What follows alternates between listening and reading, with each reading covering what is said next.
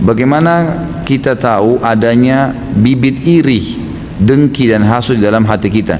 Tadi saya sudah kasih contoh. Iri, dengki ini adalah kita merasa jengkel, merasa tidak nyaman kenapa orang yang di hadapan kita punya kelebihan, gitu kan? Dan kita berharap kelebihan itu hilang dari dia. Jadi setiap kita lihat, oh kenapa ya dia cantik, kenapa ya dia begini, dan ini biasanya kalau dipelihara jadi bahaya nih, gitu kan? Jadi berbahaya kalau hati selalu iri, dengki ini, maka hatinya jadi busuk dan ini bisa mempengaruhi matanya, namanya mata panas, ain, penyakit ain namanya. Itu kalau dia lihat sesuatu itu bisa merusak, gitu kan? Kata Nabi SAW dalam hadis, mayoritas umatku meninggal memang ajal datang, tapi sebabnya adalah ain, justru karena hasutnya orang, gitu kan? Jadi banyak orang begitu, ada suami istri rusak rumah tangganya karena ain, ada anak-anak sakit karena ain. Sampai Utsman bin Affan radhiyallahu anhu pernah melihat seorang anak kecil gagah sekali wajahnya, kemudian saking gagahnya anak itu dihiasi lagi dengan baju yang gagah, anak laki-laki tapi seperti wajah perempuan yang sangat menarik gitu. Kata Utsman, tidakkah kalian letakkan di bawah bibirnya arang, ya bekas masak panci itu biasa ada hitam, diambil hitamnya itu dioles di bawah bibirnya agar ada sedikit ya yang membuat orang tidak hasud dengannya, gitu kan? Orang tidak hasud dengannya. Jadi ini diantaranya itu bisa berpengaruh pada mata sampai pada hal yang rusak. Tapi kalau kita melihat nikmat pada seseorang, kita melihat oh masya Allah nikmatnya, kita merasa Allah berikan kepada dia, lalu kita ya tidak berharap nikmat itu hilang, kita minta kepada Allah diberikan yang sama, itu nggak ada masalah. Itu namanya ghibtah, boleh. Dan tadi sudah saya kasih 3 kiat supaya kita tidak hasud kepada orang, gitu kan? Supaya tidak hasud kepada orang. Allahu a'lam. Apa kriteria orang yang butuh ruqyah? Banyak ya, malas ibadah, sering mimpi buruk, ya, kemudian sering takut sendiri tiba-tiba, gitu. Sering ketindian, ya. Orang bilang ketindian tiba-tiba kayak nggak bisa nafas, gitu. Nah itu semua ciri-ciri butuh ruqyah. Dan caranya untuk mendeteksi sederhana, coba baca ayat-ayat ruqyah, baca Al-Fatihah, ayat kursi, Al-Ikhlas, Al-Falaq, An-Nas dan Al-Kafirun, baca 3 kali, ditiup ke telapak tangan, usap dari kepala sampai ke kaki dengan niat meruqyah diri. Kalau terasa merinding, nggak enak, panas, tiba-tiba mual, mau muntah, nah itu berarti ada reaksi, dilanjutin ke ruqyah. Ya, bisa berhubungan dengan ustadz-ustadz ruqyah yang pernah saya sampaikan nomornya, atau memang bisa mencari tahu lebih jauh lagi ya. Banyak, ada bahasan sendiri sebenarnya, ada bahasan di YouTube tentang bahasan saya masalah ruqyah. Bisa berobat dengan dengan ruqyah pribadi, mandiri tadi, bisa juga meminum air yang ditaruh daun bidara, ya, kemudian mandi dengan air bidara, itu semua termasuk bisa dilakukan gitu. Atau minta tolong sama para ustadz-ustadz kita yang memang sudah menjalankan itu, ya, meruqyah orang-orang. Saya sudah ngasih tahu orang tua saya tentang sunnah, tapi beliau tetap kekeh pada pendiriannya tentang tahlilan. Bagaimana cara supaya orang tua saya kembali ke sunnah? Kalau sudah disampaikan, tugas Anda sudah lepas. Selebihnya doakan saja. Selebihnya doakan kepada Allah SWT, karena kita tidak punya cara lain. Yang penting sudah dijelaskan kebenaran pada orang yang sedang salah. Mau tanya tentang hadis ini, apakah untuk kalangan kita atau orang-orang fasik, Ustaz?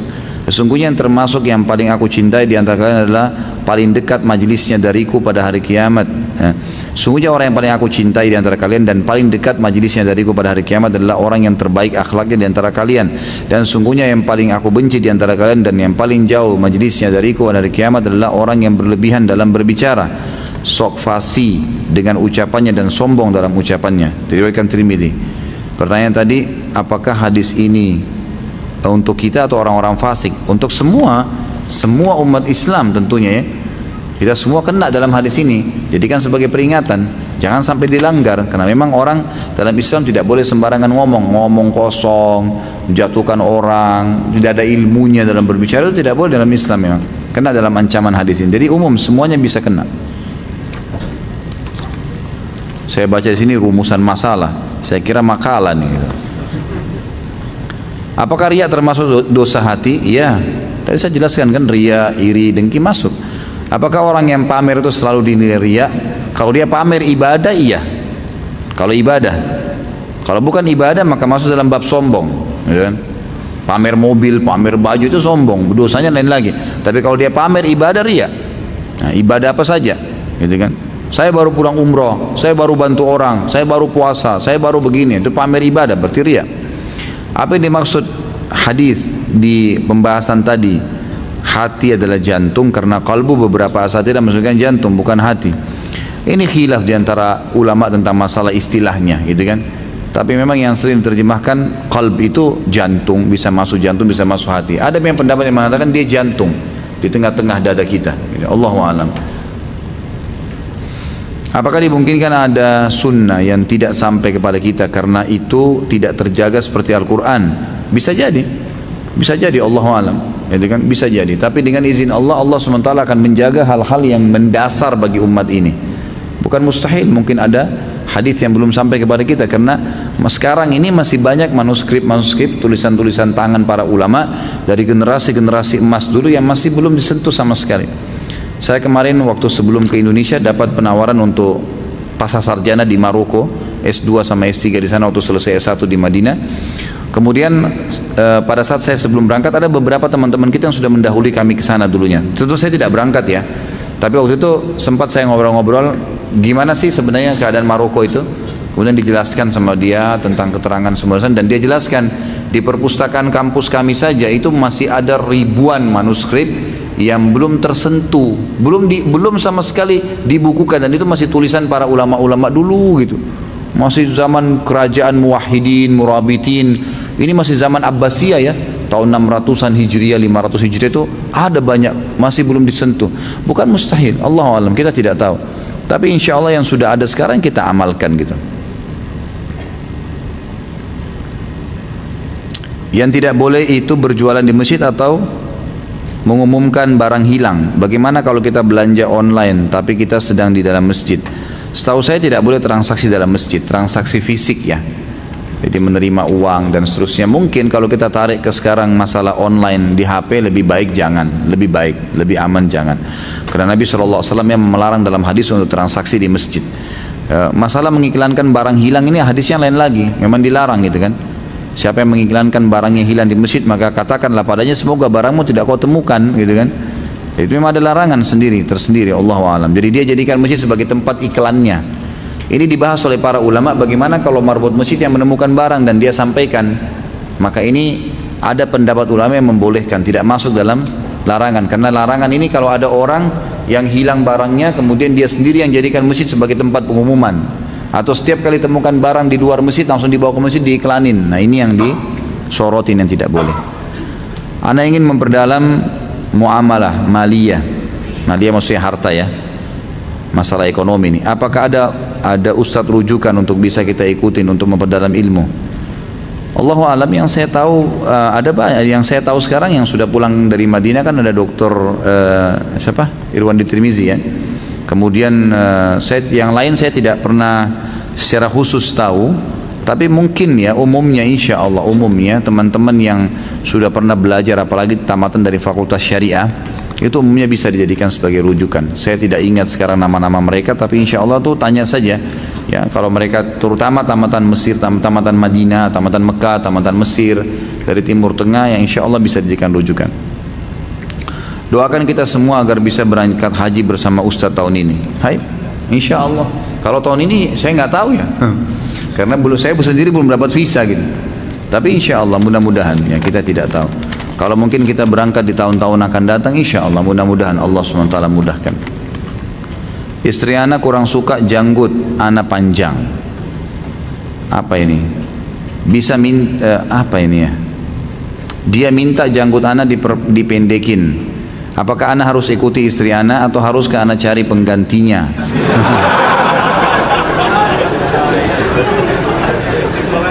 Atau tambah istri lagi gitu.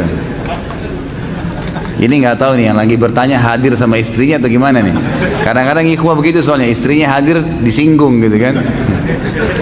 Ya tentu saja perjawabannya tidak boleh kita ikutin istri. Kenapa harus ikutin istri? Perintah Allah SWT kan itu. Dan gini, ini teman-teman di sini laki-laki kan itu, perempuan itu suka dirayu kan itu. Antum harus jadi ahli rayu dong gitu kan. Rayu yang halal tapi kan gitu. Masa kalau gombal di media bisa, sama perempuan yang tidak halal bisa, sama istri nggak bisa gitu kan? Ya harus bisa dirayu. Bagaimana caranya supaya dia suka gitu kan? supaya dia suka. Jadi kita jelasin hukum-hukum syar'i, insya Allah dia suka lah gitu. Dan biasanya perempuan itu lebih suka dengan karakter, dengan perilaku daripada fisik. Kan itu. Kemungkinan besar istri antum ini mungkin masih ada hal-hal yang berhubungan dengan karakter yang dia tidak suka, tapi singgungannya ke situ, gitu kan? Mungkin seperti itu. Karena kalau fisik setahu saya itu tidak terlalu, itu bukan nomor satu bagi wanita, tapi perilaku dan muamalah, gitu kan? Itu yang saya tahu, Allahu a'lam. Itu yang masalah jenggot. Jadi jangan dipatuhi. Kalau masalah antum mau menikah lagi, tidak harus tunggu istri nolak jenggot, gitu kan? Itu kapan saja silahkan, asal antum merasa mampu, bisa ya. Kenapa tidak? Perintah Allah, nikahi wanita 2, 3 dan 4. Kalau memang tidak bisa baru 1, gitu kan? Opsi pilihan silahkan. Kalau anda merasa mampu silahkan. Oh tapi saya takut nanti ribut Ustaz. Ya rahayu dong, gitu kan? Harus bisa ditaklukin bagaimana caranya. Buat supaya dia paham, bisa-bisa.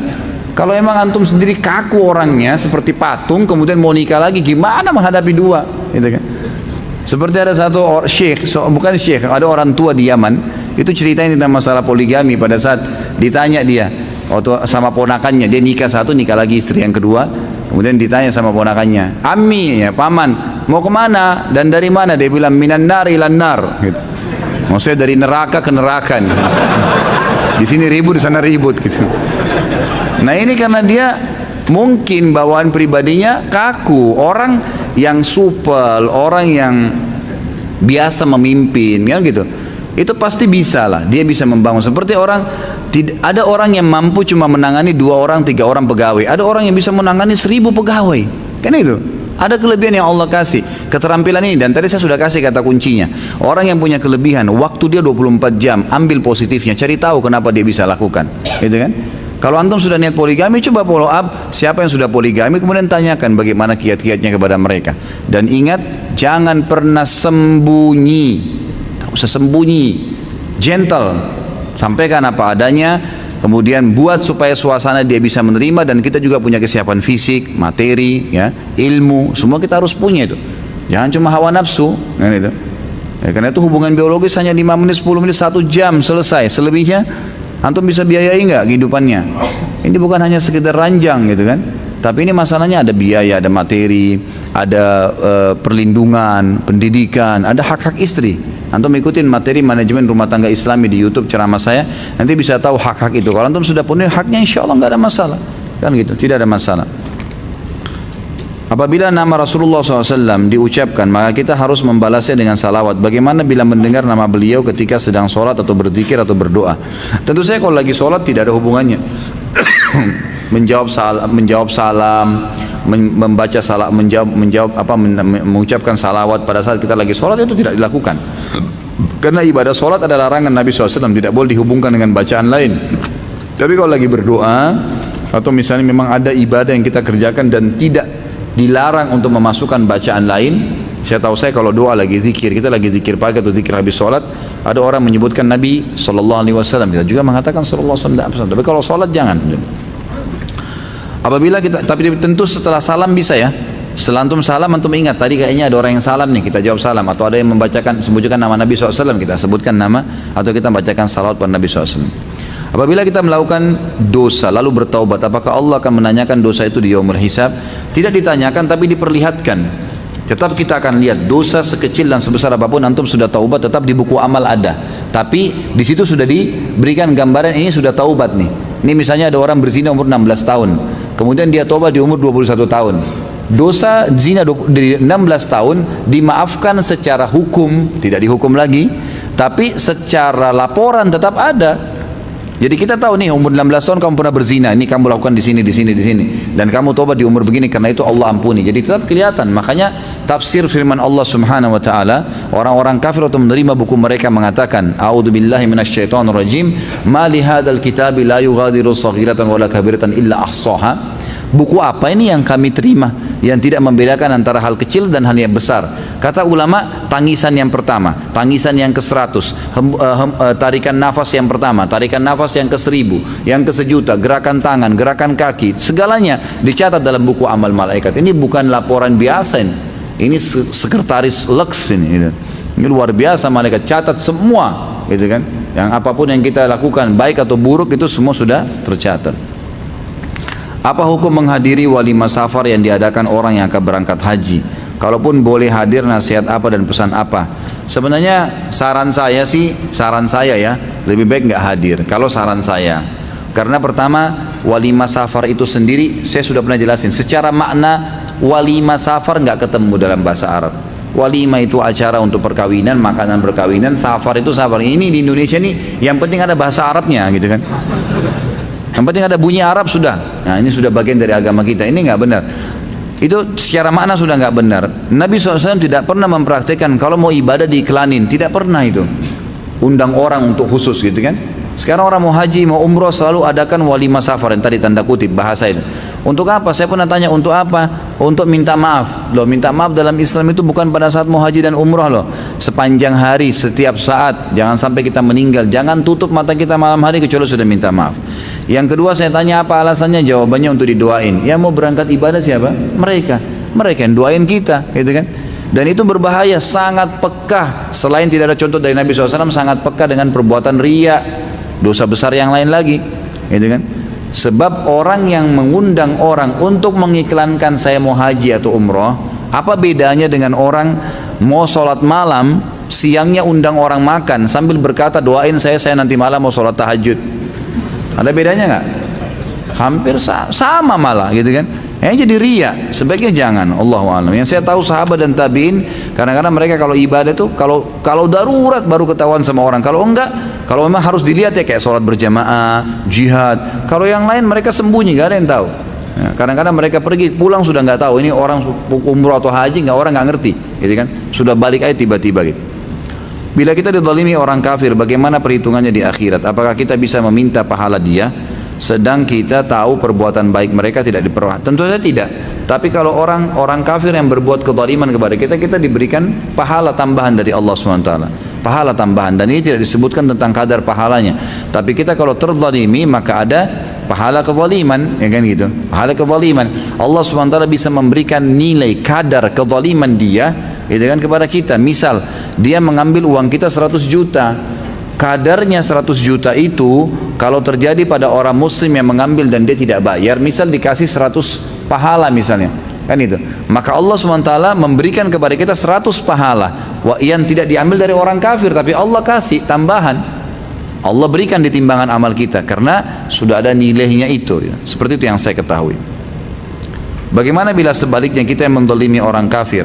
Kita berdosa, dosa kezaliman, dan apa yang kita ambil, misalnya kita mencuri barangnya dia, maka nilai barang itu akan dikurangi dari pahala kita, atau malah kita bisa dimasukkan dalam api neraka karena itu. Misal orang berbohong, kadar dosanya di sisi Allah 30 misalnya, tentu ini tidak disebutkan ya, tapi di akhirat nanti Allah SWT akan memiliki perhitungan-perhitungan di hari hisab itu yang Allah lebih tahu dengan kemahaadilannya. Misal kalau bohong nilainya 30, kita pernah membohongi dia, maka secara otomatis di timbangan dosa kita ditambah 30. Kalau tadi dosa kita 70 jadi 100 gara-gara kita pernah bohongin, walaupun orang kafir, kecuali di keadaan yang kita dibolehkan, kayak berdusta pada saat lagi peperangan, gitu kan. Itu sudah pernah saya jelaskan, Nabi SAW membolehkan berdusta pada saat peperangan, dan itu dikerjakan oleh siapa namanya, sahabat yang masuk Islam di perang Khandaq, ya. Itu Ma'in bin Mas'ud, ya, radhiyallahu anhu. Ini beliau masuk Islam, kemudian akhirnya memporak-porandakan pasukan Ahzab itu dengan membuat sebuah tipu daya antara suku Quraidah Yahudi dengan orang-orang kafir Quraisy. Itu yang saya ketahui. Baik, ini pertanyaan terakhir ya. Saya waktu dulu sekitar setahun atau 2 tahun yang lalu saya pernah berantem dengan seseorang. Nah sekarang setelah saya pikir-pikir, saya ingin meminta maaf padanya supaya tidak ada kebencian di hati lagi. Saya sudah mencoba invite pin orang tersebut tapi tidak di ACC selama berhari-hari. Jadi saya tidak bisa meminta maaf. Sepertinya dia masih marah pada saya. Pertanyaan saya, bagaimana caranya saya meminta maaf? Banyak kan cara. Masa harus di invite dulu baru minta maaf? Kan bisa SMS, bisa telepon. Masa saya harus ajarin gitu? Ya. Kan bisa banyak cara. Kalau tahu tempatnya datangin, kirim surat, apalah, banyak cara gitu kan. Jadi bisa minta maaf. Apalagi kalau kita tahu orangnya di mana gitu. Dan kalau saya sudah minta maaf berulang kali, tapi dia masih marah, apa yang harus saya lakukan? Apakah sudah diterima maaf saya? Kalau kita ikhlas, insya Allah sudah. Kalau hanya sekedar masalah-masalah yang berhubungan dengan hal yang tidak perlu dikembalikan ya. Tapi yang jelas, kalau ada yang berhubungan dengan hal yang harus dikembalikan, seperti misal kita mengambil barangnya harus dikembalikan, tidak cukup minta maaf, mencuri barang, kita menggibah, kita pernah merusak nama baiknya, kita perbaikin nama baiknya dia, gitu kan? Jadi kita boleh telepon. Dari mana Ustaz saya mulai ya? Dari orang yang ingat siapa orang yang pernah kita hubungin, gitu kan? Mungkin kita pernah hubungin siapa, gitu kan? Kita bisa hubungin dia. Ini yang pertama kali saya telepon dulu, oh teman saya si A. Dulu saya pernah telepon dulu kamu tentang si fulan tuh salah ya. Saya gibah dia, saya berdosa. Tolong jangan disebarin. Saya sudah bertobat sama Allah. Siapa lagi kira-kira yang ingat? Hubungin lagi. Seperti itulah, gitu kan? Jadi itu insya Allah akan bisa membantu kita. Bagaimana hukumnya ketika dalam sholat berjamaah pada saat tahiyat akhir ada makmum yang melakukan sujud lama sekali, padahal imam takbir dan sudah tahiyat akhir? Bukankah sebagai makmum gerakan kita harus mengikuti imam dan tidak boleh mendahului dan sengaja melambatkan gerakan? Tentu di sini khilaf di antara ulama. Yang paling ringan pendapat Imam Syafi'i rahimahullah yang mengatakan bolehnya makmum terlambat dari gerakan imam tapi maksimal 3 gerakan. Gerakan tidak meninggalkan gerakan yang ketiga. Misal kita lagi takbir, lagi membaca Al-Fatihah misalnya, gitu kan? Imamnya sudah ruku, Al-Fatihah kita belum selesai. Dalam mazhab Syafi'iyah dia selesaikan Al-Fatihahnya, gitu kan? Walaupun imamnya sudah ruku, imamnya sami Allahu liman hamidah, dia masih punya kesempatan menyelesaikan Al-Fatihahnya. Tapi dia harus ruku sebelum imam sujud. Kan itu, sebelum pindah ke gerakan yang ketiga dari gerakan dasar yang dia lakukan. Tapi kalau jumhur ulama mengatakan dia sudah harus berhenti. Jadi pada saat imamnya Allahu Akbar, dia Allahu Akbar, sami Allahu liman hamidah, sami Allahu liman hamidah, dia berdiri gitu loh. Jadi dia ikuti imamnya sesuai dengan sabda Nabi SAW, innama ju'ilal imam liyutamma bihis shalah. Jadi yang saya ketahui Allahu alam tidak usah terlalu lama sujudnya ya dalam sholat berjamaah, kecuali imamnya memang cepat sekali ya. Misalnya imamnya itu ada yang tidak faham agama atau tidak faham sunnah Nabi SAW, dia Allah Akbar buru-buru, antum belum baca sekalipun dia sudah bangun. Nah, itu antum bisa pertahankan bacaan 1 sampai 3 kali baru berdiri, itu nggak ada masalah. Tapi yang dimaksud sini yang saya tangkap, orang ini memang lama sujudnya gitu kan, sementara imam sudah tahiyat. Nah, ini tidak boleh. Yang lebih kuat pendapat jumhur tidak boleh. Dia harus segera mengikuti imamnya. Masalah dia mau lama sujud, dia mau lama bacaan lebih tumakni, nanti dia sholat sunnah sendiri. Insya Allah itu tidak ada masalah. Mohon nasihat Ustadz, kantor mengajukan saya untuk bekerja di kantor klien. Untuk itu pihak HRD mengirim CV saya ke klien untuk direview dan akhirnya disetujui oleh klien. Ternyata pihak kantor merubah CV asli saya dan dimodifikasi agar masuk kriteria yang dibutuhkan klien. Seperti merubah masa kerja saya menjadi 3 tahun, aktualnya 2 tahun, merubah posisi dan jabatan saya, dan saya diminta untuk mengaku sebagai karyawan tetap padahal status saya karyawan kontrak. Apakah gaji yang akan saya dapat dari pekerjaan ini halal Ustadz? Karena mengetahui akan kebohongan dan manipulasi data tersebut, saya takut apa yang akan saya dapat ini adalah harta haram. Tentu kalau anda tahu dari awal nggak boleh, haram, tolak, gitu kan? Tolak. Saya sudah bilang, tinggalkan kebohongan, tidak boleh, apapun alasannya. Kata Nabi SAW, lazimi kejujuran walaupun depan mata kalian kehancuran. Disuruh dusta nih oleh perusahaan, kalau kau nggak berusaha saya pecat lebih baik, gitu kan? Nabi Yusuf alaihissalam disuruh pilih zina dengan tuannya atau masuk penjara. Dia nggak peduli, padahal dia tinggal zina saja enak-enak. Dia tinggal nikmatin sama istri tuannya, semua perempuan-perempuan itu Mesir juga, sampai disebutkan dalam sebuah athar, wanita-wanita dari Mesir itu berkata kepada istrinya, raja waktu itu, kalau dia berhasil mau zina sama kamu, saya juga mau berzina sama Yusuf, yang penting Yusufnya mau, saya bayar berapa saja. Jadi kayak sudah dikontrak nih, asal mau aja. Lalu kata istrinya raja, dia pilih, dia berzina, ikuti kemauan saya atau saya penjara. Yusuf mengatakan apa? Penjara. Haram dan halal, tinggalkan haram, konsekuensinya tertinggal masalah dunia nggak apa-apa. Tinggalkan. Apa yang terjadi? Hanya di penjara sejenak, sebentar. Habis itu Allah angkat derajatnya jadi menteri, kemudian jadi raja, gitu kan? Jadi seperti itu. Makanya kita jangan toleransi tentang masalah seperti ini. Kalau perlu memang itu, kalau kita tahu dari awal. Kalau tidak tahu dari awal, kita tidak tahu sama sekali. Ternyata rekayasa dari kantor, gitu kan. Kemudian kita masuk di sebuah perusahaan, kita sampaikan kepada perusahaan kita yang kerja, maaf ini saya baru tahu datanya Anda buat palsu begini dan saya tidak terima ini, saya nggak bisa. Sudahlah, kau sudah enak kerja, enggak, saya nggak mau. Silakan tunjuk pegawai lain, saya akan kembali ke perusahaan ini. Yang itu. Atau bahasakan, kalau tidak saya bahasakan apa adanya dengan perusahaan yang sekarang saya kerja, perusahaan klien ini. Memang begitu. Kita harus punya prinsip dasar, nggak bisa gitu. Untuk apa kita mau mentoleransi pada hal-hal yang haram? Ya, daripada kita masuk ke dalam neraka gara-gara hal seperti ini, bahasakan. Kalau dia tetap tidak mau, kita bahasakan klien ini sebenarnya datanya itu seperti ini loh. Saya ini seperti ini, saya ini seperti ini. Tapi saya bisa menunjukkan kualitas kerja. Kalau diterima ya sudah, alhamdulillah. Kalau enggak ya sudah, nggak ada masalah. Terus saya berhenti di perusahaan saya, Ustaz. Ya Allah, pemberi rezeki Allah, bukan pimpinan perusahaan kita. Kenapa kita selalu kurung diri kita di situ? Saya sudah bilang kan, jangan kurung diri kita di bingkai kehidupan yang kita buat sendiri. Saya kalau tidak minum kopi ke pagi hari kepala saya pusing bener nanti gitu kan. Saya kalau tidak nikah sama orang ini saya gila bener nanti gitu kan. Gak usah ya, dobrak itu. Insya Allah Allah pemberi rezeki. Amalan-amalan apakah yang dapat menghapus dosa-dosa besar? Taubat nasuha gitu kan. Yang saya maksudkan adalah dosa-dosa selain berbuat syirik dan durhaka kepada orang tua. Taubat nasuha tentunya. Taubat, tinggalkan dosa itu. Dan saya sudah bilang tadi, kalau dosa itu berhubungan dengan Allah, taubat nasuha. Kalau berhubungan dengan makhluk, diikuti dengan ya mengembalikan haknya. Pak Ustaz, apa hukumnya menggunakan fasilitas perusahaan untuk kepentingan pribadi dan keluarga? Kalau perusahaan bolehkan silahkan. Misal Anda punya jabatan tertentu lalu kemudian dikasih fasilitas mobil, ini silahkan pakai fasilitas mobil. Masya Allah, fasilitas mobil dikasih gitu kan. Oleh perusahaan dikasih, silakan pakai. Memang untuk dipakai, tidak dikasih syarat misalnya ini hanya untuk dipakai dari rumah ke kantor ya, maka boleh dipakai, terserah untuk kebutuhan keluarga. Atau kalau mau lebih aman tanya, ini mobil yang saya dikasih oleh perusahaan ini saya bisa pakai untuk kepentingan pribadi enggak? Atau hanya untuk sekedar dari rumah ke kantor? Kepekaan kita bertanya, itu lebih baik, jelas. Oh enggak apa-apa kalau mau keluar, jadi saya kalau mau keluar misalnya weekend bawa keluarga saya makan keluar, itu boleh enggak? Oh boleh aja, enggak apa-apa, ya sudah, berarti enggak masalah gitu kan. Tapi yang tidak boleh ikhwani, ini hati-hati ya, nggak boleh pulpen, kertas kantor dibawa ke rumah, bagi-bagi sama ponakan, bagi-bagi sama keluarga. Ini banyak di kantor saya, ini nggak boleh. Fasilitas kantor nggak bisa, gitu kan? Atau kita pakai telepon sembarangan, nggak boleh. Harus kita tahu yang mana yang boleh kan, mana yang enggak.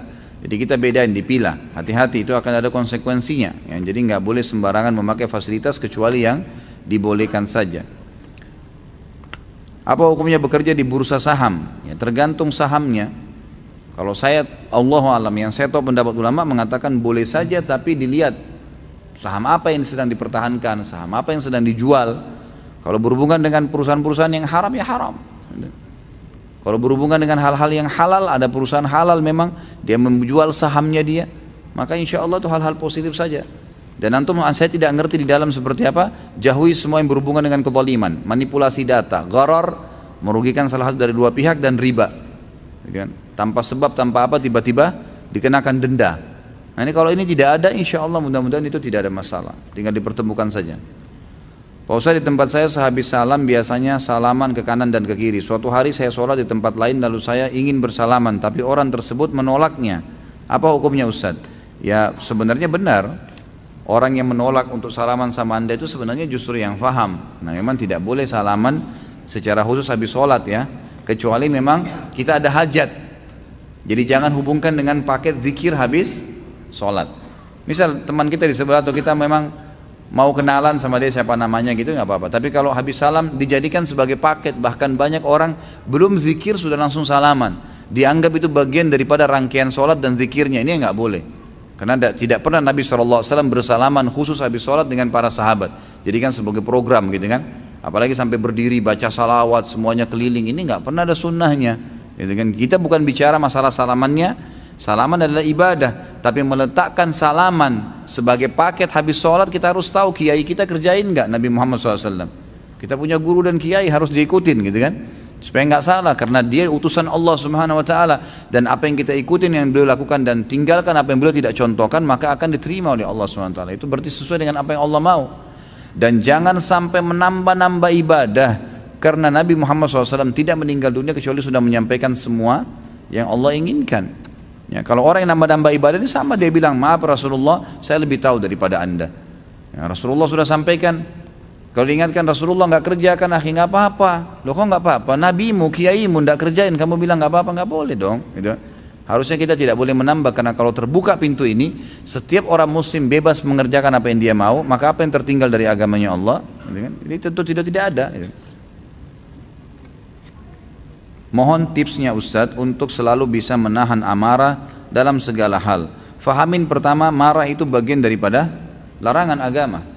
Jadi kan sebagian ulama mengatakan emosi dan marah yang bukan ada penyebabnya, bukan karena agama, maka itu bagian daripada dosa, tidak dibolehkan. Gitu kan?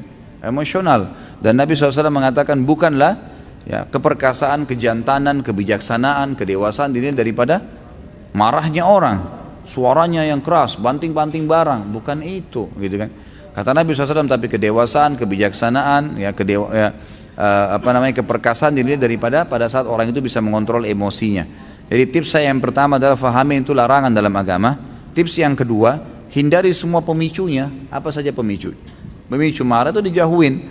Apa saja yang kira-kira membuat kita selalu marah, ya itu kita dihindarin. Gitu kan? Kalau mungkin teman-teman yang sering olok-olok jadi kita marah aja, hindari teman-teman itu, gitu kan? Jadi kita hindarin semua fasilitas itu. Dan insya Allah kita baca atau penanya bisa membaca fadilah dan pahala orang yang sabar. Sabar berarti dia meredam emosi itu ya.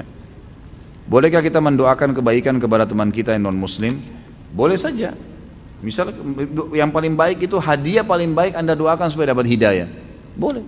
Ya Allah berikan hidayah. Bolehkah kita mendoakan non muslim agar sembuh? Boleh kalau dari penyakitnya. Gak ada masalah, kita doakan. Yang tidak boleh kita mendoakan kalau dia sudah meninggal dalam keadaan kufur lalu kita doakan, ini yang tidak boleh setahu saya.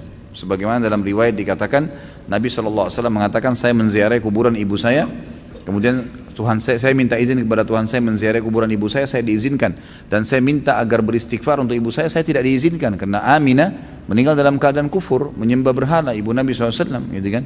Maka Allah tidak izinkan untuk itu. Nabi Nuh alaihissalam waktu anaknya tenggelam, Allah Subhanahu wa taala tidak izinkan dia untuk ya, tidak dikabulkan doanya agar anaknya diselamatkan karena meninggal dalam keadaan kufur. Nabi Ibrahim alaihissalam ayahnya, gitu kan? Jadi kita lihat banyak sekali. Nabi Lut istrinya dengan Nabi Nuh juga. Ya. Bagaimana cara membayar hutang kepada orang yang berjualan sedangkan orang tersebut sudah tidak berjualan di tempat tadi? Jadi kalau memang tidak ditahu sama sekali, ya sudah sedekahin aja. Semua utang yang kita tidak sempat bayar dan tidak ditemukan lagi orangnya, maka sedekahkan saja dengan nilai itu. Kalau kita tahu tentunya tempatnya, mungkin ada yang kenal dia. Apalagi kalau di tempat kajian ya. Kalau di tempat kajian itu biasanya bisa kita tanyain kepada siapa yang sering hadir di situ, mungkin mereka tahu. Kalau sama sekali tidak ditemukan, sedekah saja. Jika seorang kafir yang terlebih dahulu menutup hatinya dari jalan Allah Subhanahu wa taala, bagaimana dengan seorang bayi yang terlahir dan orang tuanya yang kafir, yang otomatis menjadikan bayi tersebut seorang kafir? Apakah bayi tersebut juga terlebih dahulu menutup hatinya kepada Allah Subhanahu wa taala? Tentu saja tidak. Tentu saja tidak. Semua orang, kata ulama, sampai detik terakhir sebelum meninggal Allah datangkan sinyal hidayah, semua. Nggak terkecuali. Kalau antum punya teman orang-orang kafir, coba lemparkan pertanyaan-pertanyaan. Kamu tahu nggak tentang Islam? Umumnya tahu. Kamu pernah dengar tentang Islam? Kamu pernah baca buku tentang Islam? Ada nggak keluarga kamu yang Islam? Umum semua jawabannya ada, iya, gitu kan? Mereka dapat sinyal hidayah. Anak ini dalam keadaan kafir. Kemudian kalau dia dewasa, mulai dia beranjak, Allah SWT berikan terus petunjuk tuh. Terus diberikan petunjuk, sinyal.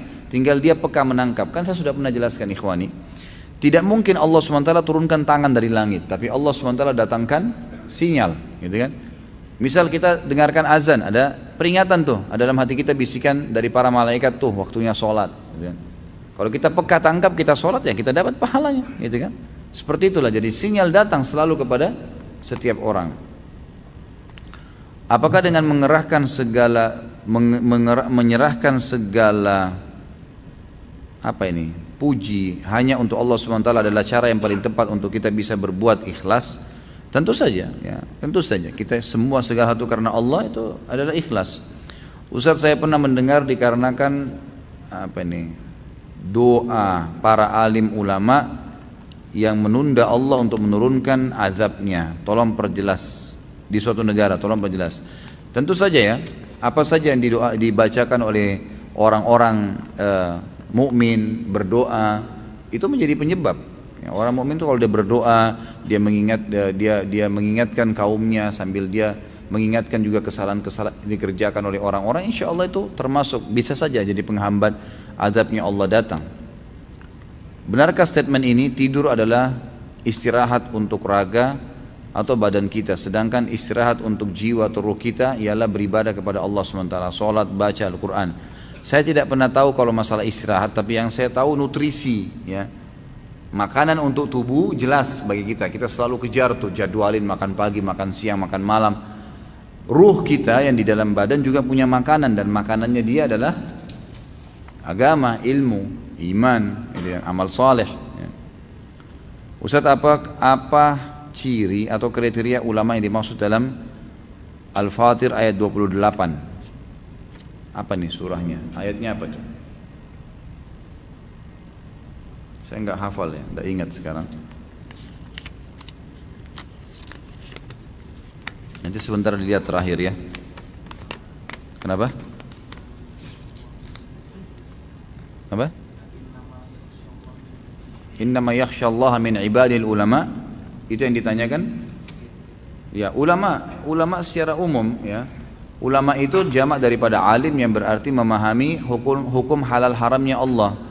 Yang dimaksud dengan ayat ini innama yakhsyallaha min ibadil ulama, sesungguhnya orang yang paling takut, tunduk, patuh mengenal Allah adalah ulama. Artinya orang yang sudah belajar ilmu-ilmu agama, itu yang dimaksud. Jadi memang ulama yang faham, dan dia ini dikatakan seorang alim pada saat bersatu padanya dua hal. Dia punya ilmu dan dia amalkan. Karena tidak masuk dalam kriteria alim kalau dia punya ilmu dia tidak amalkan, gitu kan? Jadi tidak dimasukkan dalam kategori alim yang memang bisa masuk dalam ayat ini ya. Yang dalam arti kata dia akan tunduk patuh sama Allah. Karena kalau yang patuh tunduk sama Allah itu yang memang yakhsya, ya dia takut kepada Allah, itu adalah orang yang punya ilmu dan diamalkan. Seseorang bekerja pada perusahaan pemasok tenaga kerja, dalam kurung perusahaan A. Perusahaan A tersebut memasok tenaga kerja ke perusahaan B. Setelah orang tersebut diterima di perusahaan B, baru diketahui bahwa perusahaan A memperbagus atau menambah biodata orang tersebut agar memenuhi minimum persyaratan perusahaan B. Sama tadi ini ya. Apa yang harus dilakukan oleh orang tersebut dan bagaimana status gajinya? Sama dari jawaban saya dengan yang sebelumnya.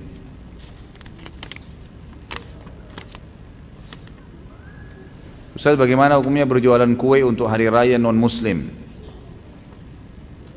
Saat ini kami berjualan kue berdasarkan pesanan, yang mana ada kolega kami non-muslim yang memesan kue kami untuk disajikan pada hari raya mereka. Mohon nasihatnya Ustaz. Setahu saya tidak boleh. Setahu saya tidak boleh, karena kita tidak boleh mendukung apapun yang berhubungan dengan ibadah mereka. Tidak boleh. Kata Nabi SAW, ya, man tasyabaha biqaumin fahuwa minhum. Siapa yang ikut-ikutan dengan satu kaum, dalam arti kata mendukung semua yang berhubungan dengan kaum itu yang salah, maka dia golongan dari orang itu. Itu pertama. Kemudian juga Nabi SAW mengatakan dalam hadis lain, hadis sahih riwayat Imam Ahmad, kalau ahli kitab Yahudi Nasrani sedang beribadah, jauhilah, karena laknat Allah sedang turun kepada mereka. Ini hadis sahih, gitu kan? Jadi memang kita dilarang. Allah alam. Yang saya tahu lebih baik jangan ya, ambil pesanan orang-orang muslim atau orang non muslim tapi yang sifatnya tidak berhubungan dengan ibadahnya. Kita punya rumah makan, non muslim pesan makanan untuk dia makan pribadi, untuk keluarganya, ini tidak ada masalah. Tapi kalau sudah berhubungan dengan acaranya, maka tidak boleh. Berkenaan dengan uban yang Ustadz sampaikan, bagaimana dengan kedudukan hadis bahwa uban akan menjadi cahaya pada hari kiamat, hadis Abu Daud? Enggak bertolak belakang kan? Enggak bertolak belakang. Artinya tadi kita sebutkan uban itu kalaupun ada, dia akan menjadi cahaya hari kiamat. Ya, itu tidak bertolak belakang. Nabi SAW punya 3 lembar uban, itu akan jadi cahaya. Kalau antum maksudnya adalah lebih baik uban semua daripada rambut hitam, nah ini mungkin bahasan sendiri, gitu kan? Yang kita lihat adalah bagaimana Nabi SAW secara kondisi fisiknya begitu ya, secara kondisi. Dan pernah Abdullah bin Umar radhiyallahu anhuma, beliau memiliki jenggot ya, yang sebagian lembarnya berwarna putih. Lalu Nabi SAW suruh untuk diberikan warna-warna merah ya, ke warna merah dan bukan warna hitam, sehingga tidak kelihatan putih itu. Dari Nabi SAW seperti itu berlakunya yang saya tahu. Anda memiliki usaha di bidang kuliner yang mau Anda tanya, kalau untuk karyawan sistem pemberian tunjangan kesehatannya bagaimana Ustaz? Karena kalau BPJS kan belum halal. Yang saya tahu, Allahu alam, antum lowongkan saja persentase bulanan untuk kesehatan ini, atau kalau tidak, maka pada saat dia sakit, gitu kan, ditulis di akad kerjanya, kalau sampai pegawai ini sakit dan membutuhkan biaya, maka akan ditanggung oleh perusahaan, atau ditanggung oleh perusahaan 50% kah, gitu kan? Kalau ada operasi, kalau ada anda, kalau sakit-sakit ringan ya dia biayai dirinya sendiri. Itu yang saya tahu, yang saya bisa beritahukan. Karena kalau ngikutin asuransi maka bahasanya kemana-mana lagi nih, kan itu. Cukupkah istighfar dan bersyukur sebagai obat hati, atau atas semua kesalahan yang lalu? Allahu alam, yang saya tahu untuk mengobati hati cukup, insya Allah. Mudah-mudahan ya, artinya dengan istighfar berarti mengakui kesalahan, dengan bersyukur maka insya Allah itu satu hal yang positif. Insya Allah cukup untuk mengobati penyakit hati. Bagaimana balasan Allah? Tentu ini juga dengan dikeluarkan penyakit-penyakit hatinya ya. Biar juga banyak istighfar, biar juga banyak bersyukur. Tapi kalau penuh dengan hasud maka sama saja. Sama tadi kalau ruangan itu, ini ada tulang-tulangnya, makanan bekasnya dibersihkan nih. Tapi jendela sama pintunya dibuka. Ada lagi sebentar, sejam kemudian kotoran lagi, maka sama aja gitu kan. Bagaimana balasan Allah terhadap dosa yang telah lalu dalam konteks sebab dan akibat? Apakah akan dihabiskan di dunia atau akan disisakan di akhirat nanti? Tentu kalau dia taubat bersih, udah nggak ada. Karena kata Nabi SAW dalam hadis sahih riwayat Abu Daud, at-taubat tajubbu ma qablah. Ya, at-taubat tajubbu ma qablah. Jadi taubat itu membersihkan semua yang lalu-lalu. Jadi sudah tidak ada lagi, asal dia taubat insya Allah. Apabila kita dizalimi seseorang, dapatkah kita memohon percepatan balasan? Kan sudah saya jelasin tadi.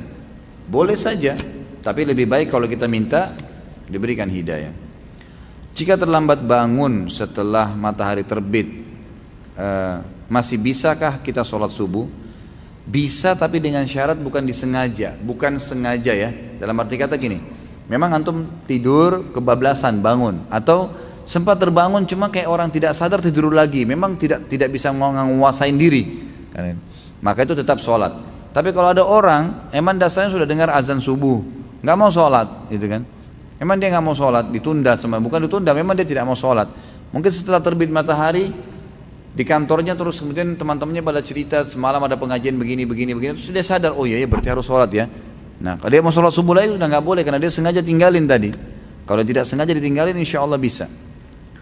Bagaimana cara agar hati tetap bersih sementara ada orang-orang yang terus menguji kita supaya hati kita jadi kotor? Ya, saya bilang tadi, batasi hubungan sama mereka.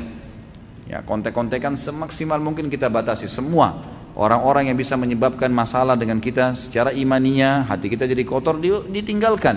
Kalau bisa ditinggalkan malah lebih baik, gitu kan, diputus kontak. Cari orang-orang yang bisa menjadi pendukung kita untuk bisa membersihkan hati itu. Bagaimana cara menghindari zina dan riba? Ya, paling pertama baca dulu hukumannya. Saya sarankan Anda membaca sebentar, bisa di search, di Google, ditulis hukuman bagi orang yang berzina, hukuman bagi riba. Baca tuh ancaman-ancamannya Allah di situ. Itu yang paling pertama, kiat pertama. Jadi Anda punya informasi kenapa saya harus tinggalkan. Karena selama ini yang membuat orang tidak mau tinggalkan karena dia belum tahu ada apa di belakang itu. Kita tidak mau mengerjakan satu perbuatan karena kita tidak tahu dapat apa di situ tuh. Misalnya perbuatan baik nih. Kalau ada orang malas sholat karena dia belum tahu ada apa di sholat tuh, dikasih apa sama Allah. Kalau dia baca janji-janji Allah, insya Allah poin pertama akan terdongkrak hatinya untuk mau mengerjakan. Sama halnya dosa, dia terus mau mengerjakan karena dia belum tahu ancaman Allah di situ, maka dia cari tahu ancaman Allah, gitu kan? Itu yang pertama. Yang kedua, jauhi semua fasilitas yang mendukung itu. Tontonan yang didengar, tidak boleh lagi lihat semua itu, memang ditutup ya, jangan buka.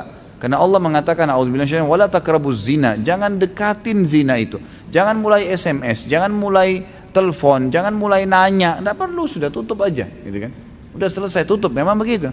Dan insya Allah kata Nabi SAW, man taraka syai'an lillah abdalahu khairan min, siapa yang meninggalkan sesuatu karena Allah, Allah akan gantikan yang lebih baik. Di dalam sebuah hadis yang diriwayatkan oleh Abu Hurairah bahwa Rasulullah SAW bersabda, barang siapa yang melihatku di saat tidur, maka seakan-akan dia melihatku pada saat terjaga dan syaitan tidaklah dapat menyerupaiku. Juga hadis yang diriwayatkan dari Abdullah bin Mas'ud bahwasanya Rasulullah SAW bersabda, barang siapa yang melihatku di saat tidur maka sungguh dia telah melihatku. Sesungguhnya syaitan tidak bisa menyerupaiku. Hadis Tirmidzi, dan dia berkata hadis hasan sahih. Apabila Ustaz Khalid pernah bermimpi bertemu Rasulullah SAW dan di mimpi tersebut beliau memberi nasihat yang belum pernah ada dikatakan pada zaman beliau kepada Ustaz Khalid dan berpesan agar disampaikan juga kepada umat muslim yang lain. Apakah Ustaz Khalid akan menyampaikan walaupun itu hal baru? Tentu saja tidak. Tentu saja tidak. Karena mustahil bertemu antara pesan Nabi SAW yang datang dalam mimpi dengan apa yang telah beliau ajarkan. Jadi ulama juga membahas masalah mimpi ini. Yang pertama, hadis ini benar. Tidak ada yang kita ragukan. Kalau orang lihat di dalam mimpinya Nabi SAW, maka itu adalah Nabi SAW. Tapi perlu diketahui, Ibnu Sirin menjelaskan dalam masalah takwil mimpi dengan panjang lebar, perlu diketahui mimpi yang disebutkan ketemu Nabi SAW adalah mimpi yang memang yang sedang dilihat benar seperti apa yang disebutkan ciri fisiknya Nabi SAW. Misal memang Allah perlihatkan kita melihat secara fisik memang Nabi SAW, bentuk alisnya sudah disebutkan bagaimana, warna kulitnya. Kalau misal maaf, ada orang mimpi Nabi SAW tapi orangnya pendek gemuk, itu nggak benar. Karena Nabi SAW apa ciri fisiknya? Tinggi besar kekar, kan beda. Alisnya Nabi SAW berwarna hitam seperti busur panah. Kalau dia lihat dalam mimpi alisnya warnanya merah misalnya, itu berarti bukan. Walaupun tersirat di dalam hatinya ini adalah Rasulullah. Karena dipertemukan dengan ciri, karena ini bisa saja gitu kan. Jadi memahami hadis ini adalah kata Ibnu Sirin harus dipertemukan juga dengan hadis-hadis yang lain yang menyebutkan tentang ciri Nabi SAW. Yang kedua kata beliau, kalau seandainya fisik Nabi nggak kelihatan, ada kadang-kadang orang mungkin cuma lihat punggung, ada kadang-kadang orang cuma lihat dengar suara, alasannya itu adalah suara Nabi SAW. Maka kata Ibnu Sirin harus dilihat pesan yang disampaikan itu, apakah pesan sesuai dengan pesan Nabi SAW di zamannya atau bukan. Kalau bukan berarti itu bukan Nabi SAW. Karena di sini kata-kata melihat Nabi lebih tepat secara harfiah adalah melihat fisik Nabi, gitu kan? Melihat memang Nabi SAW, melihat Nabi SAW, memang betul-betul seperti itu, gitu kan? Saya pernah mengalami melihat Nabi SAW pada saat saya pertama mengisi materi sirah. Itu saya lihat dalam mimpi saya sendiri, Nabi SAW lagi di hadapan saya dan kebetulan wajah beliau itu sangat dekat dan saya mempelajari dalam hadis Bukhari tentang ciri Nabi SAW. Alisnya seperti busur panah, hidungnya seperti apa, bola matanya seperti apa, bibirnya SAW seperti apa. Dan itu persis seperti apa yang dalam hadis. Dan saya lihat beliau tidak bicara apa-apa, cuma menghembuskan nafas dari hidungnya. Yang dalam mimpi itu saya lihat saya menghirup nafas itu, gitu. Hanya itu saja. Kemudian saya terbangun. Maka saya sangat yakin itu Nabi SAW.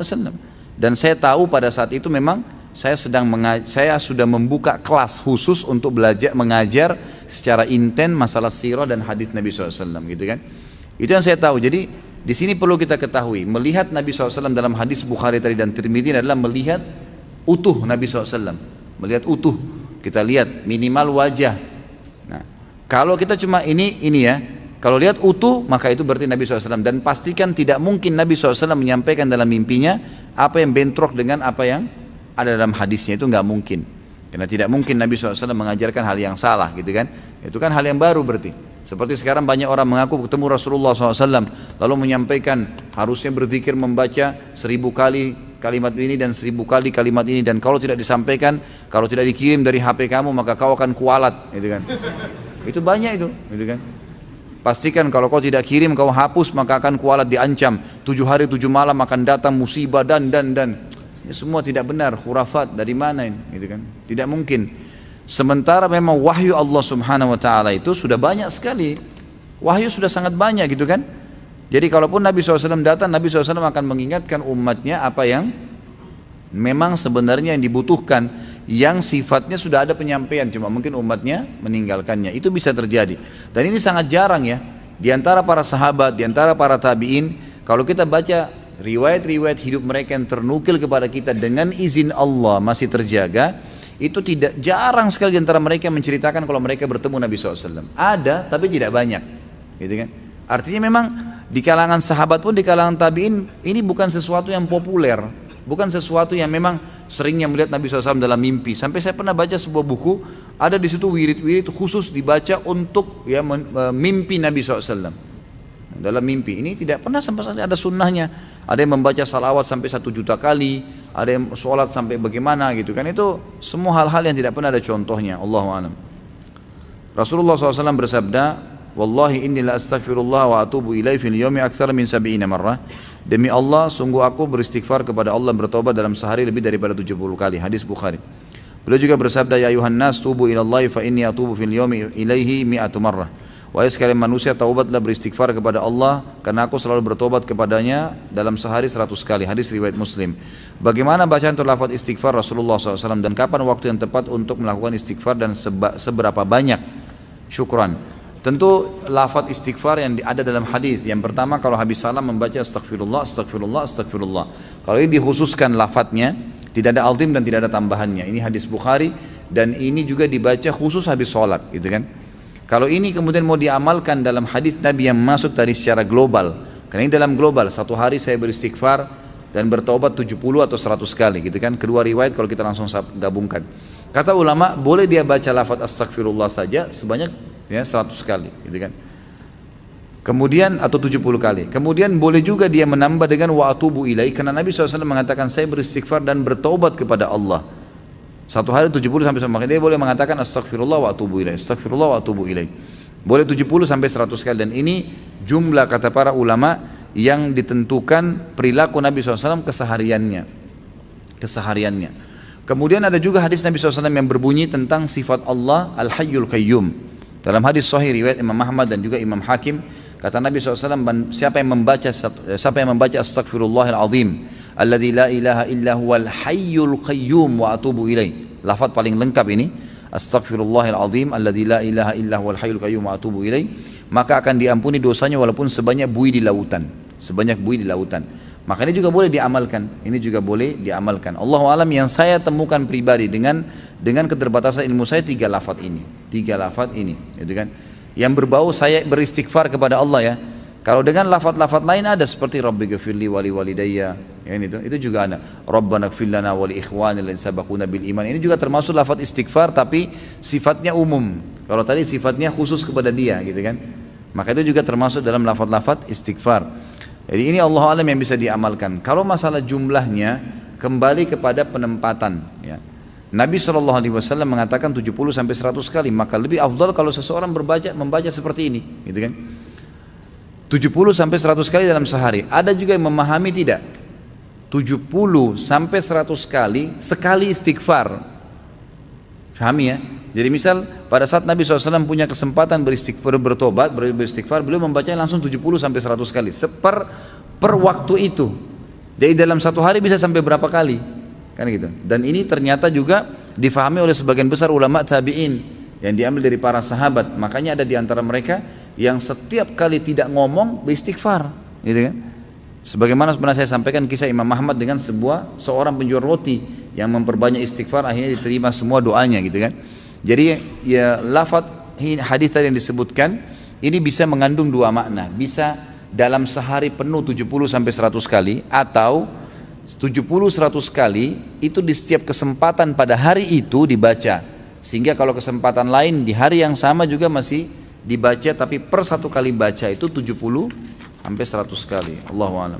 Setiap saya selesai beribadah ada rasa takut sholat saya tidak diterima karena hati tidak khusyuk. Terkadang pikiran masih kemana-mana, hati masih berpikir kotor, sahkah sholat saya? Ketakutan yang berlebihan membuat saya mengulang-ulang sholat saya. Apakah saya terkena penyakit was-was? Bagaimana solusi untuk mengatasi was-was tersebut? Pertama tentu kita harus menyadari ya, setiap ibadah itu pasti digoda oleh syaitan untuk kita tidak lakukan maksimal, atau kalaupun kita lakukan maka berkurang pahalanya. Maka tentu saja kita harus bisa melawan itu, atau harus bisa melawan, tidak boleh kita diamin, tidak boleh didiamkan. Jadi cara melawan kiat-kiat melawan syaitan, pertama menyadari bahwasanya memang ada syaitan yang menggoda kita, membisikkan. Setiap bisikan negatif jangan diiyakan. Riak lah, mengkhayal ya, itu harus bisa dilawan. Yang kedua, kita belajar konsentrasi. Konsentrasi itu dengan tenang, ya. Konsentrasi itu kan akan bisa didapat. Konsentrasi itu bahasa sederhananya sebenarnya sih tenang dalam melakukan sebuah perbuatan, ya gitu.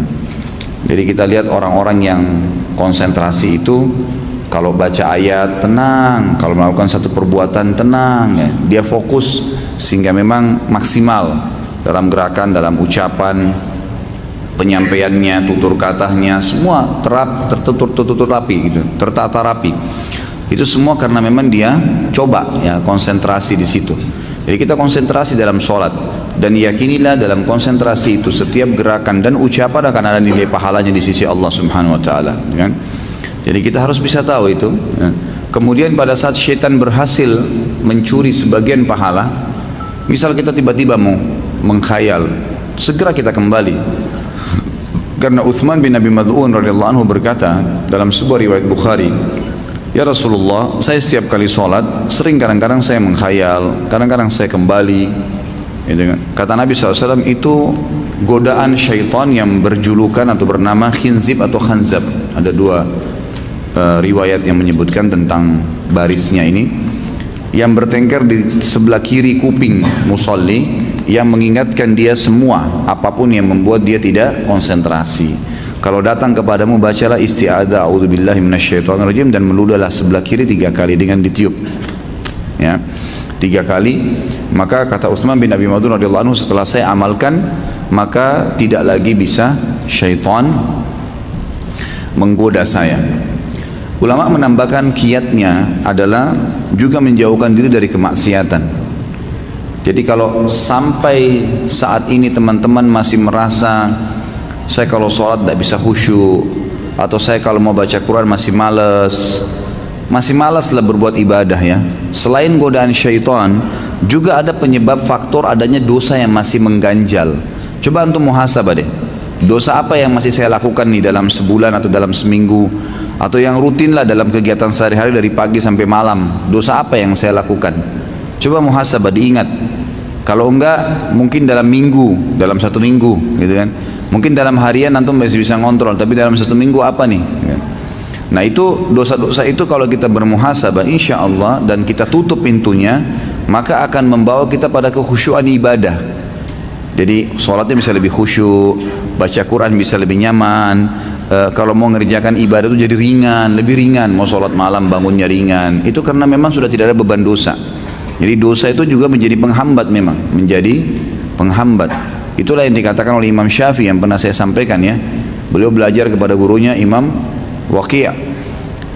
Jadi setiap kali Imam Syafi'i rahimahullah dikasih pelajaran oleh gurunya Imam Waqi', hafalan segala selalu lupa. Lalu Imam Syafi'i mengatakan dalam pepatah syair yang masyhur, "Syaqautu ila Waqi' su'a hifdhi."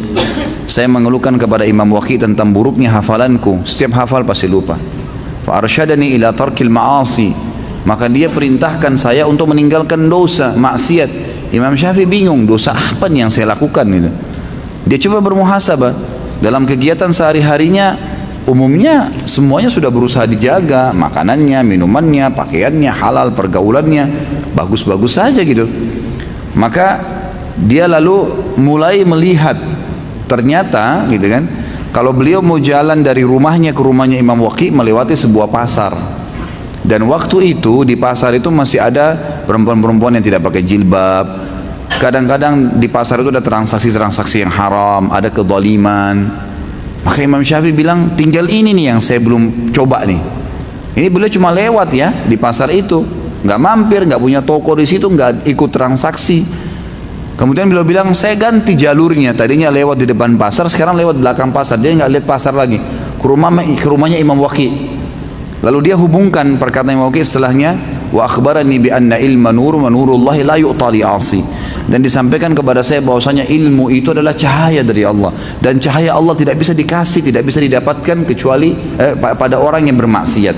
Dia bilang, setelah saya ubah jalur jalan saya itu, maka saya temukan kalau saya buka kitab, kata Imam Syafi'i, buka kitab, maka saya tutup sebelahnya, karena kalau saya buka sekira saya hafal semuanya, gara-gara meninggalkan kemaksiatan. Jadi memang dia bisa menjadi penghambat itu. Coba bermuhasabah, insya Allah dengan menjaga diri dari kemaksiatan, maka salah satu faktor untuk membuat kita bisa khusyuk dalam ibadah. Yang berhubungan dengan pertanyaan ini, ya, tidak boleh kita mengulang-ulangi sholat kecuali ada udzur syar'i, batal, keluar angin, tiba-tiba teringat belum wudu, tiba-tiba baru sudah sholat, sementara sholat asar misalnya ternyata baru terdengar azan, belum masuk waktu, berarti itu harus memang dibatalin. Tapi kalau hanya karena tidak khusyuk lalu diulangin, ini godaan syaitan yang lain lagi nih, karena ini perbuatan bid'ah. Nggak boleh ngulangin sholat yang sudah dikerjakan, kan itu. Karena sudah dikerjakan udah nggak boleh lagi, ya tidak khusyuk, itulah konsekuensinya, resiko kita. Makanya kita harus fokus, gitu kan, fokus. Masa teman-teman sekalian kalau diundang oleh wali kota datang, kita betul-betul mengatur kata-kata kita, bahkan kita khawatir kalau ada satu kata yang terpelintir salah gitu. Masa kita sama Allah Subhanahu wa Ta'ala tidak bisa menjaga itu? Sudah ini cukup. Ini Masya Allah nih, jangan ditambah terus. Ini sampai jam 5 subuh kita nanti. Cukup akhi ya, cukup, jangan ditambah lagi. Tolong nanti didengar dulu, siapa tahu pertanyaan antum sudah dijawab. Jadi jangan diulangin ya, nggak boleh ngulangin sholat secara khusus, apalagi ya berhubungan dengan masalah sholat nih, nggak boleh diulangin kecuali ada udzur syar'i. Misal belum masuk waktu tadi, gitu kan, maka baru masuk waktunya ya kita batalin, kita sholat lagi. Atau sudah selesai sholat ternyata memang belum masuk waktu, atau tidak punya wudu, atau salah kiblat, hal-hal yang mendasar itu diulangin, gitu kan. Tapi kalau enggak, maka setahu saya nggak boleh, itu was-was ya.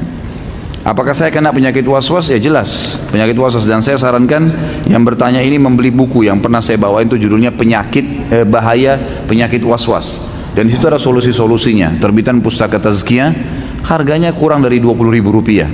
Baca dan insya Allah mudah-mudahan poin-poin di dalam buku itu akan bisa memberikan jawaban kepada Anda.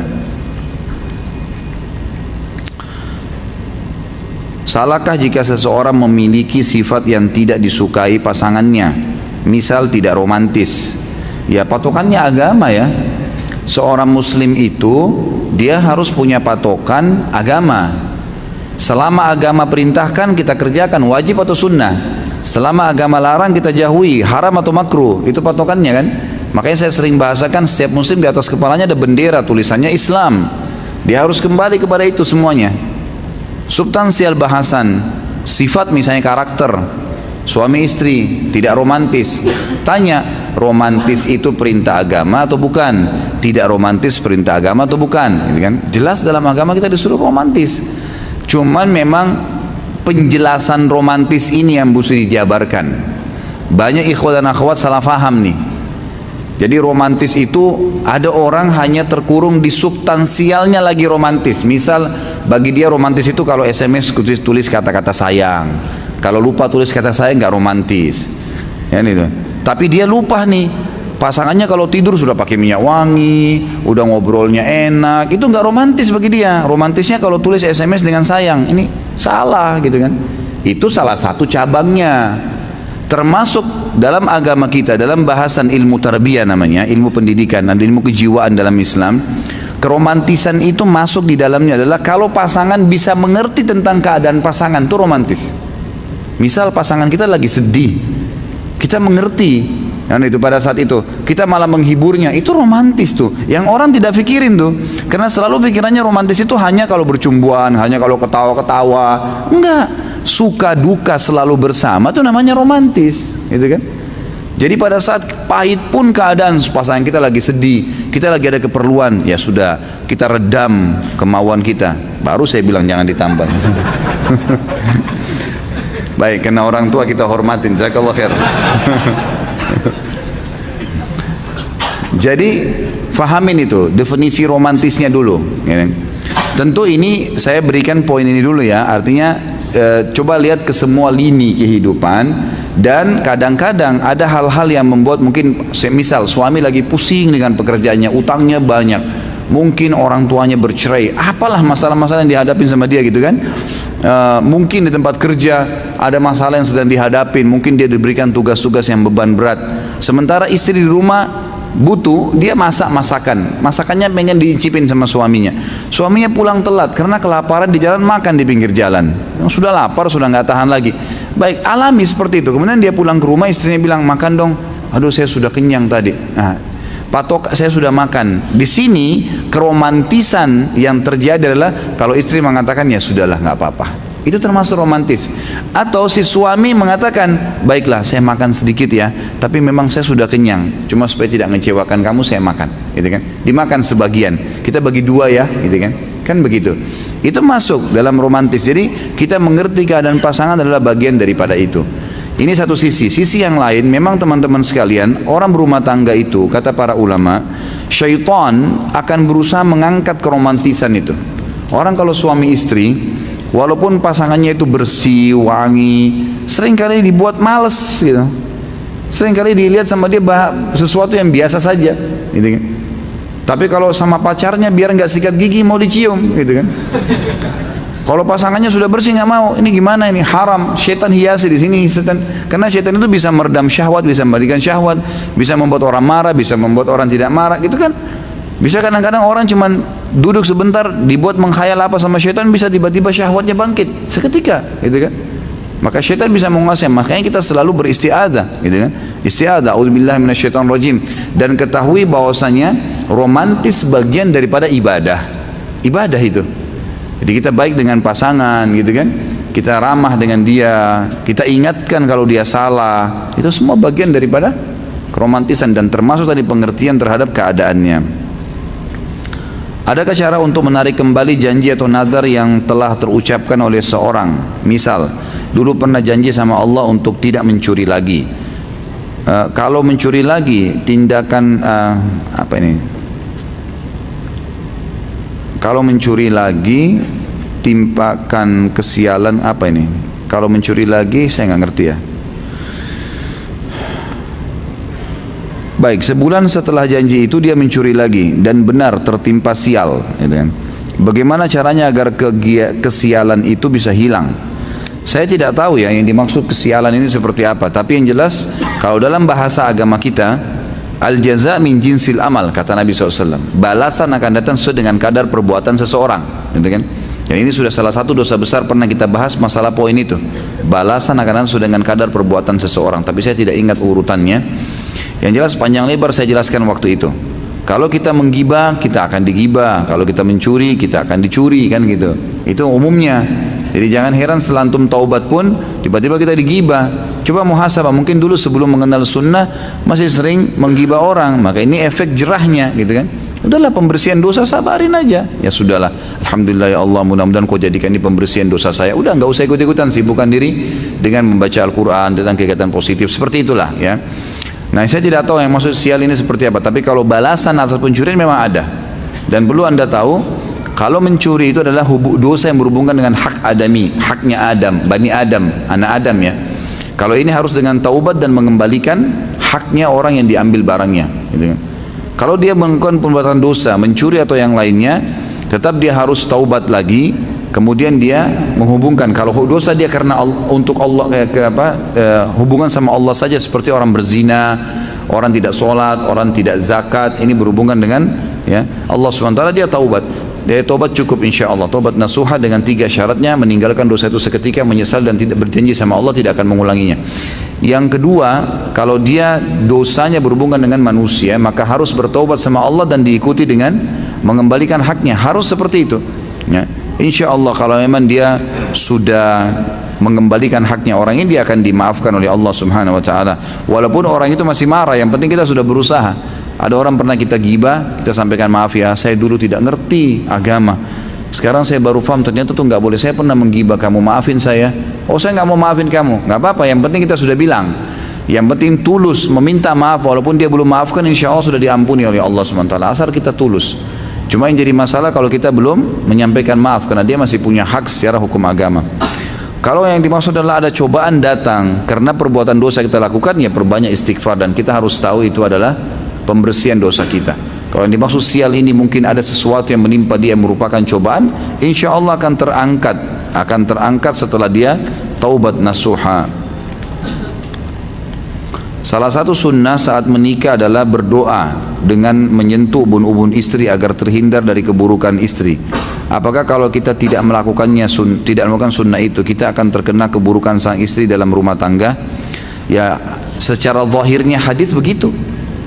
Zahirnya hadis adalah seseorang kalau masuk menemui istrinya sebelum dia melakukan apapun, maka dia disunnahkan mengerjakan sholat 2 rakaat, ya, kemudian dia memegang ubun-ubunnya sambil membacakan doa, Allahumma inni as'aluka khairaha wa khaira ma jubilta 'alaiha wa a'udzubika min syarriha wa syarri ma jubilta 'alaiha.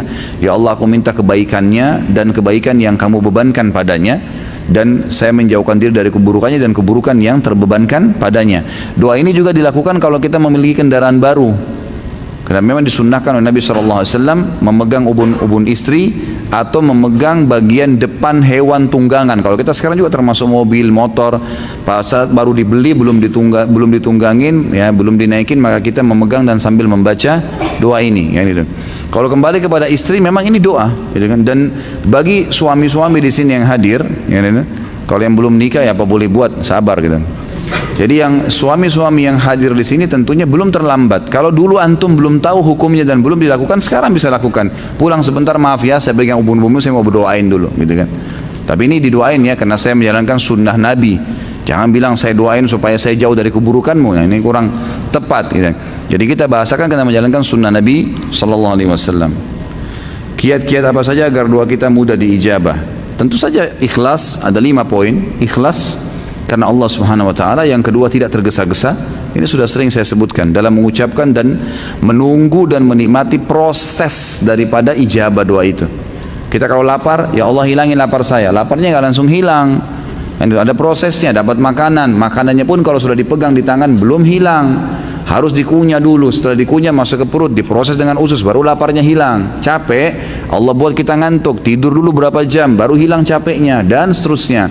Minum obat dari dokter, dosisnya 3 hari ya, tunggu 3 hari, tunggu proses, jangan tergesa-gesa. Ini termasuk ijabah doa. Dan sementara proses itu berjalan, maka terus terjadi pembersihan dosa dan peninggian derajat. Yang itu. Jadi ikhlas, tidak tergesa-gesa. Yang ketiga itu menjauhkan dirinya dari makanan, minuman, pakaian yang haram. Yang keempat juga menjauhi doa-doa yang haram, ya, tempat-tempat yang haram. Minta kepada pohon lah, keramat, kuburan lah, terus minta sesuatu yang haram, minta dikasih rezeki untuk berzina, itu nggak mungkin. Dan yang terakhir adalah memaksimalkan tempat dan waktu yang mustajab, antara azan dan iqamah, sepertiga malam, gitu kan. Minta kepada orang tua yang masih hidup untuk didoakan, yang masih hidup didoakan. Ini semua insya Allah termasuk hal-hal yang mendasar yang bisa mendatangkan atau diijabahnya doa seseorang. Ustaz, jazakallah khair wa jazakallah khairan. Kakak saya sedang sakit. Jika tidak bisa kemari, mohon doanya untuk kesembuhan beliau karena beliau ingin didoakan sama Ustaz.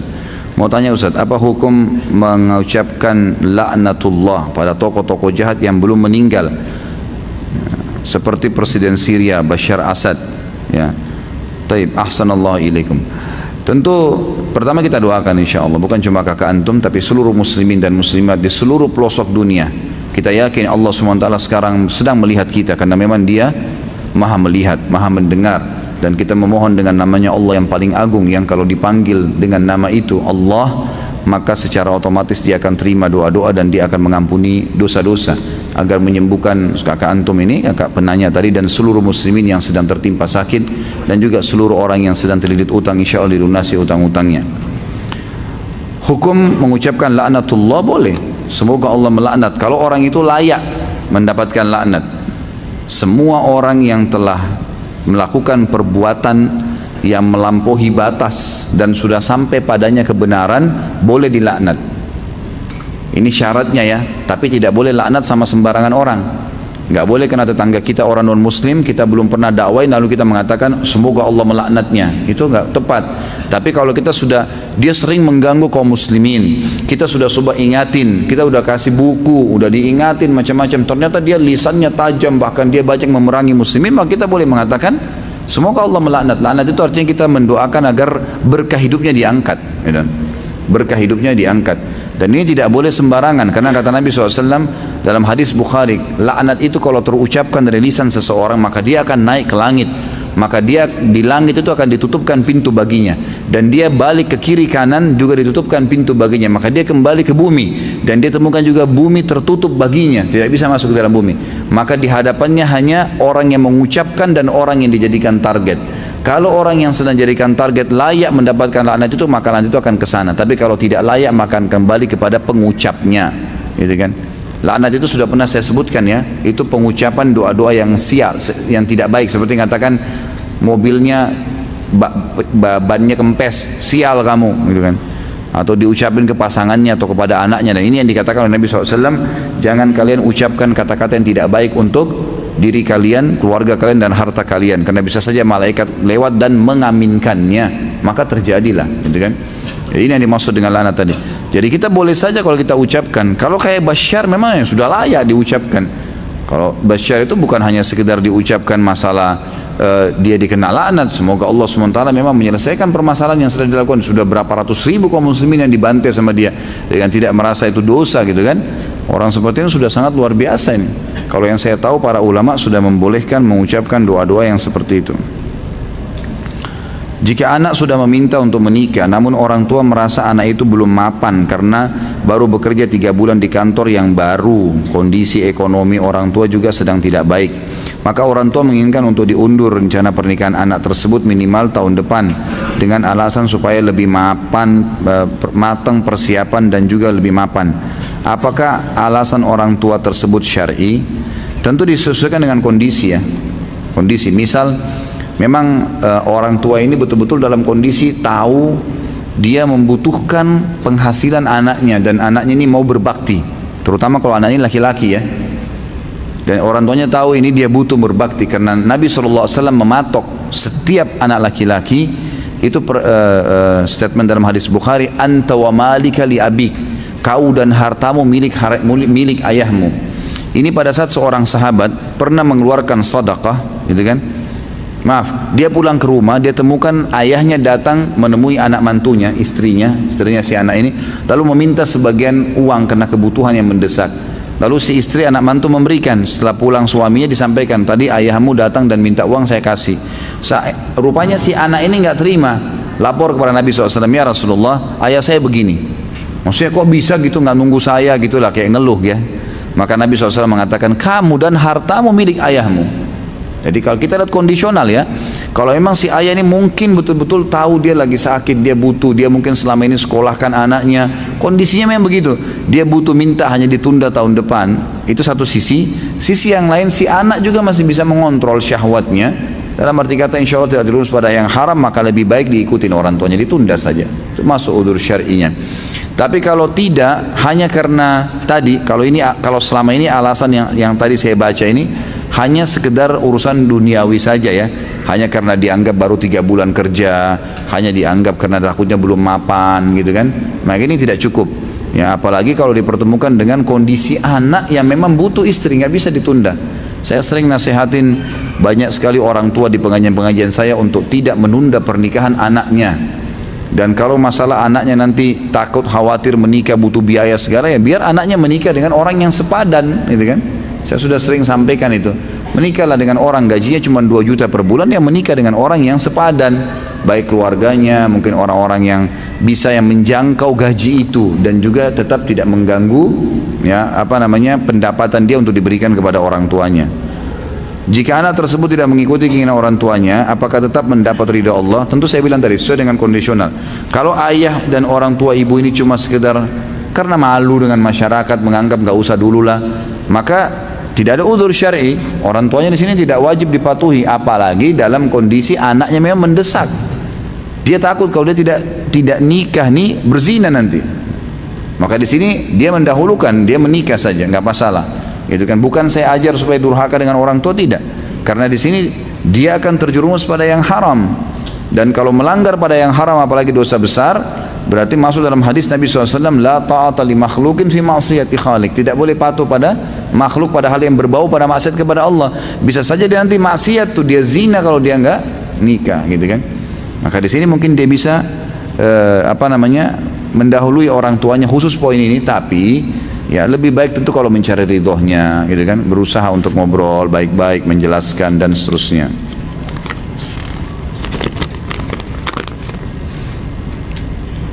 Sebelum tidur saya sholat 2 rakaat dulu, lalu sholat witir karena mau sholat malam. 2 bulan yang lalu saya baca doa, apa ini, 2 malam berturut-turut, tapi tidur saya seperti diganggu setan kali ya. Saya minta tolong, kelak ada yang, waduh saya nggak bisa baca ini. Begini saja, yang punya pertanyaan nanti datang habis materi ya. Tulisnya tidak usah buru-buru. Masya Allah, ini apa nih?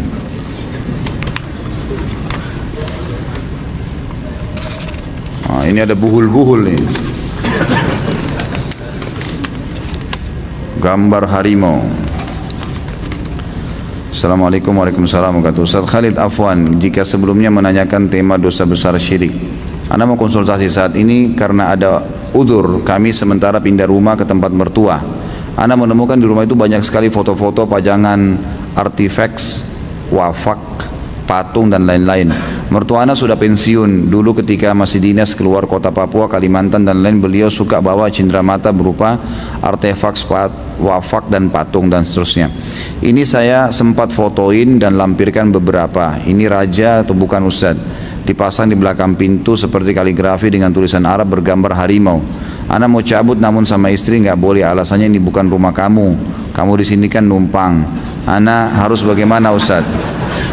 Perlukah dilakukan ruqyah? Yang jelas kalau saya lihat ini bagian daripada buhul ya. Ini bagian daripada buhul dan ini yang sudah sering dilakukan oleh mereka. Jadi tidak pernah Nabi SAW menganjurkan kaligrafi ditulis seperti gambar macan begini, gitu kan? Dan ini memang butuh waktu untuk dibaca ya. Allahu alam, saya 7 tahun belajar bahasa Arab, ada yang saya tidak bisa ngerti. Ya, gitu. Nah, kalau ini bukan sekedar kaligrafi, ini memang ada tulisan-tulisan yang butuh ditelusurin, kurang jelas ya.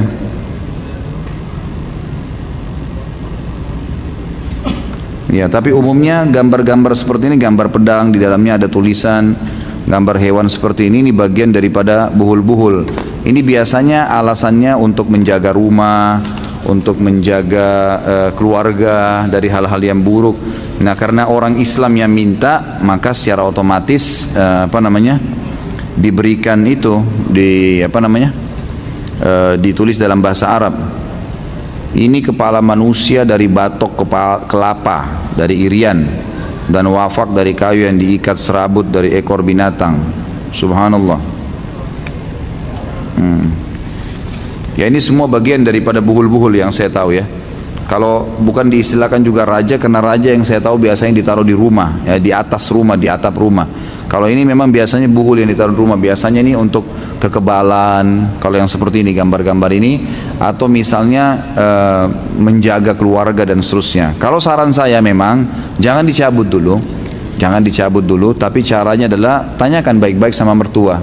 Pada waktu lagi santai, lagi berdua ngobrol, apalagi mertua kan mahram, walaupun itu misalnya lawan jenis, bisa ngobrol, apalagi kalau ada mertua laki-lakinya ngobrol, tanyakan kira-kira historinya seperti ini apa sih gitu loh, pengalaman ini apa ceritanya nih patung yang itu, misalnya ditanyain dulu semuanya, jadi biar dia jelasin gitu loh. Biasanya kita kalau tahu apa sebabnya orang melakukan satu perbuatan, lalu kita memperbaiki dari sebab itu, insya Allah akan lebih cepat gitu kan. Setelah dia jelaskan semua, tinggal dilihat sekarang apa alasannya. Kalau mungkin cuma sekedar cenderamata dia nggak ngerti, itu lebih mudah tuh. Tapi kalau dia tahu, dia yakin ini punya kekuatan, nah itu yang butuh sedikit ya, sesuatu yang intens. Tinggal dilihat beliau ini seperti apa sih, terima masukan atau tidak, atau mungkin hobi baca buku ya, itu bisa. Kalau hobi baca buku, tepat kita dikasih buku rumah-rumah yang tidak dimasuki malaikat yang sering saya bawa tuh, itu insya Allah bisa diberikan gambaran. Kalau tidak, maka dia yakin itu punya kesaktian dan segalanya, bisa dikasih buku membongkar praktik sihir dan perdukunan. Sudah pernah saya kasih lihat juga bukunya, kecil, harga 12-15 ribu rupiah, diperlihatkan kepada mertua tadi, sambil didoakan tentunya. Jadi saya sarankan memang tidak langsung mencabutnya, karena nanti malah efeknya dia tidak menerima dakwah. Tapi coba duduk, bicarakan seperti tidak ada apa-apa, sambil diambil informasi, dari informasi itulah antum memperbaikinya. Allahu a'lam.